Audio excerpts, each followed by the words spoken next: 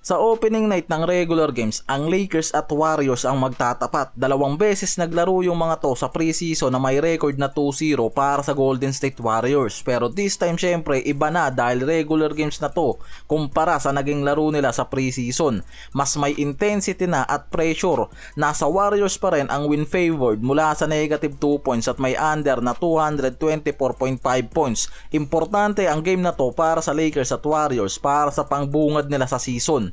May malaking talent sa bagong roster ng Lakers mula sa scoring at depth at may power. Ang isa sa problema dyan walang LeBron na inaasahang babalik pa sa mid-November. So ilang games ang mamimiss nitong si Lolo Bron sa regular games. Hindi pa sure kung talagang makakabalik yan ng mid-November kaya may slight edge ang Lakers sa Warriors sa ilang analyst view para sa bagong season na to. Dahil kahit papano sa preseason nga raw may ipinakita naman na mataas na competitiveness kahit na kulang ang starter at role player sa lineup ng Lakers. Sa rotation at chemistry, syempre kapag kulang ang LeBron, mas nakasalalay sila sa iba. Maaaring epekto to sa cohesion, depende kung magiging maganda agad ang panimula nitong si Luka Doncic at Austin Reeves. Si Luka sa preseason kahit anong taas ng average, hindi pa rin nila nagawang makakuha ng panalo dyan.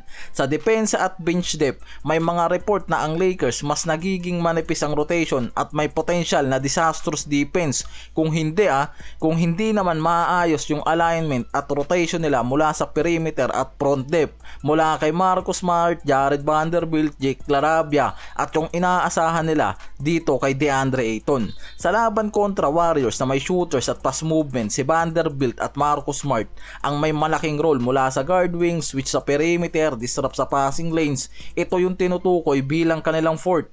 Offensively, may question mark sa report kasi na kahit na may improvement yung mga yan sa shooting at offensive end, hindi ganap na reliable yung mga yan. Example na lang, 2 out of 13 sa shooting at 3-point attempts sa preseason. Itong si Bando, si LaRavia, bagong wing role nila. May pagkakataon na mag-shine off the bench o bilang starter kung may need, depende sa shooting efficiency. Si Vanderbilt, defensive specialist, malaking role sa guarding, hustle play sa opensa para suportahan ng team. Hindi nalalayo kay Smart kaso veteran leadership to, defense backbone, less expectation nga lang sa scoring. Mas focus sa organization at impact sa depensa. Si Luka bagong leader ngayong season dahil walang LeBron sa opening ng regular, expected na yan.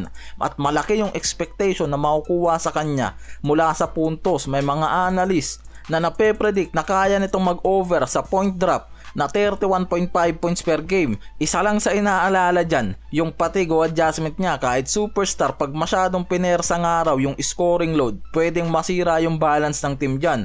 Si Reeves naman, nagpakita ng malaking improvement sa nakaraang season at inaasahan na magiging second star yan ng Lakers ngayon, lalo't walang LeBron, kaya yan yung aasahan na susunod dito kay Luka pagdating sa offensive depth. Si Ayton yung malaking addition ng Lakers sa big man slot, inaasahang magbibigay ng paint presence, rebounding, rollman sa pick and rolls, mid-range scoring. Sa preseason nakita naman yung magandang commitment niya, walking the walk.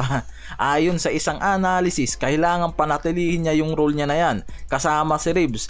At lalo na ngayon na meron ng Luka Doncic na magiging lob threat niya sa pick and roll action. Ang Warriors naman, alam natin na may solid na core sa pagsisimula at mas healthy araw ngayon yung mga to mula kay Curry, Butler, Draymond Green plus addition ni Al Horford at inaasahan na maglalaro yung mga yan sa opening night kontra nga dito sa Lakers. Mahusay na defensive profile ang Warriors hanggang nakaraang season. Matapos ang trade at addition ni Butler last season plus ngayon na nasa momentum ng araw yung mga to dahil sa front depth nila at may veteran presence ni Horford.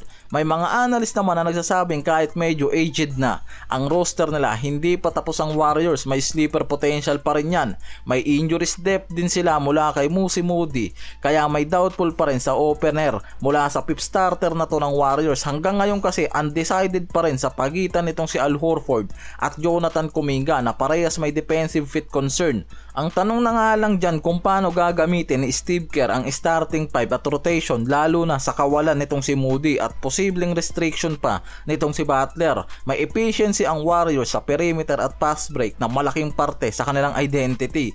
Paano pipigilan naman ng Warriors ang Lakers sa key matchup tulad nga dito kay Curry at Luka o ibang guards na gumagana dito sa Lakers? At At paano naman pipigilan ng Lakers ang core ng Warriors mula sa trace perimeter at mga pass break? Kaya kung ang Lakers nga daw magiging maayos ang rotation at makatama agad ng early rhythm kahit walang LeBron, may pagkakataon silang pumutok sa opener.